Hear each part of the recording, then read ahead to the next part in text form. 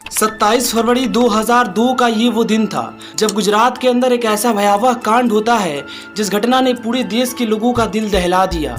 करीब 1600 लोगों की मजबूत भीड़ ने साबरमती एक्सप्रेस के S5 और S6 कोच पर आगजनी और पथराव करने लगे। मुस्लिम समुदाय के कुछ लोगों के द्वारा बेरहमी से ट्रेन के अंदर बैठे यात्रियों को जिंदा जलाया जा रहा था। इस हमले में करीब 90 यात्रियों की तो मौत हो जाती है, परंतु इसके आगे जो होने वाला था बस उस एक चीज ने पूरे गुजरात का इतिहास बदल दिया। ये खबर जैसे ही लोगों के बीच पहुंचती है तो गुजरात के अंदर जगह जगह पर दंगा फसाद मारपीट शुरू होने लगता है। इस घटना ने पूरे गुजरात के लोगों को दो भागों में बांट दिया। हिंदू मुस्लिम आपस में लड़ने लगे। स्थिति इतनी नाजुक हो जाती है कि सरकार को पूरे गुजरात के अंदर कर्फ्यू लगाना पड़ जाता है। नमस्कार दोस्तों, मैं अभिषेक और आज हम इस वीडियो में जानने की कोशिश करेंगे कि आखिर उस दिन ऐसा गोधरा में क्या हुआ था और इस मामले के पीछे वो कौन से लोग जिम्मेवार हैं जिनके चलते इतनी बड़ी संख्या में लोग मारे गए। इस कहानी की शुरुआत होती है जब हाजीपुर से अहमदाबाद जाने वाली ट्रेन साबरमती एक्सप्रेस के S5 और S6 इन दोनों ट्रेन के डिब्बों में अयोध्या से लौट रहे कुछ कार सेवक सवार हो जाते हैं। आपको बता दें कि कार सेवक हम ऐसे लोगों को कहते हैं जो निःशुल्क और निस्वार्थ भाव से किसी धार्मिक कार्य संस्था के लिए परोपकार का काम करते हैं, उन्हें हम कार सेवक कहते हैं। जब साबरमती एक्सप्रेस गुजरात के गोधरा जंक्शन को छोड़ती है और ट्रेन को अभी कुछ ही दूर जाते हुए थे कि अचानक से किसी ने ट्रेन की चेन खींच दी।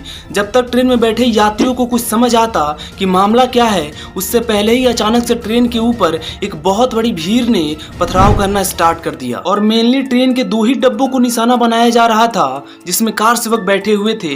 लेकिन ट्रेन में आग लगा रहे लोगों को ये बिल्कुल भी समझ नहीं आ रहा था कि उस ट्रेन में ऐसे बहुत से बच्चे भी थे जिनका कोई कसूर नहीं था। उन बच्चों की चीखें जिन्होंने सुनी है वो आज भी उस घटना को याद करके सहम जाते हैं। इसी बीच जब 90 कार सेवकों की मृत्यु की खबर गुजरात के लोगों में फैलती है तो मानो जैसे हाहाकार सा मच गया हो।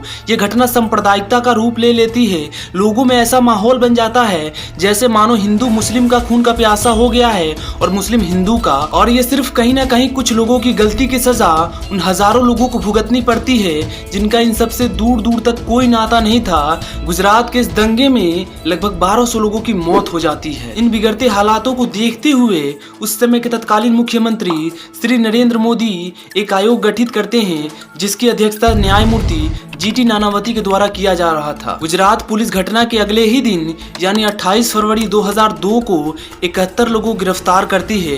हमले करवाने के इल्जाम में एक आदमी को पश्चिम बंगाल से गिरफ्तार किया जाता है। उसी साल 17 मार्च को मुख्य संदिग्ध हाजी बिल्लाल, जो एक स्थानीय नगर पार्षद और एक कांग्रेस कार्यकर्ता था, जिसे आतंकवादी विरोधी दस्ते द्वारा गिरफ्त में ले लिया जाता है। SIT की रिपोर्ट जो 500 पेजेस की थी, जिसमें कहा गया कि 90 लोग जो S6 कोच में मारे गए थे, जिनको चारों तरफ से 1540 अज्ञात लोगों की भीड़ ने गोधरा के निकट हमला किया। एक आरोप पत्र में यह कहा गया कि हमलावरों में कुछ लोग पुलिस पर हमला करने के साथ फायर ब्रिगेड की गाड़ियों पर भी हमला किए। पहले रिपोर्ट में 107 लोगों पर आरोप लगाया गया। नानावती आयोग ने अपनी रिपोर्ट साल 2014 में सरकार को सौंप दी और कहा कि ये कोई अचानक हुई घटना नहीं थी, बल्कि ये एक सोची समझी साजिश के तहत किया गया था और बीजेपी के नेता नरेंद्र मोदी को क्लीन चिट देते हुए उनके ऊपर लगे सभी आरोपों को गलत बताती है। 253 गवाहों के साथ सुनवाई की गई और 24 जुलाई 2015 को गोधरा मामले का मुख्य आरोपी हुसैन सुलेमान मोहम्मद को मध्य प्रदेश के झाबुआ जिले से गोधरा अपराध की टीम ने अरेस्ट कर लिया। वहीं 18 मई 2016 को घटना के षड्यंत्रकारी फारूक भावना को मुंबई से गिरफ्तार कर लिया गया और 30 जनवरी 2018 को याकूब पटियाला को गोधरा की B डिवीजन पुलिस ने अरेस्ट कर लिया। मेरे रिसर्च में जो भी चीजें मेरे हाथ लगी मैंने वो आपके सामने रख दिया। आगे आपका इसके बारे में क्या सोचना है, अपनी राय कमेंट में जरूर रखें। जय हिंद, वंदे मातरम।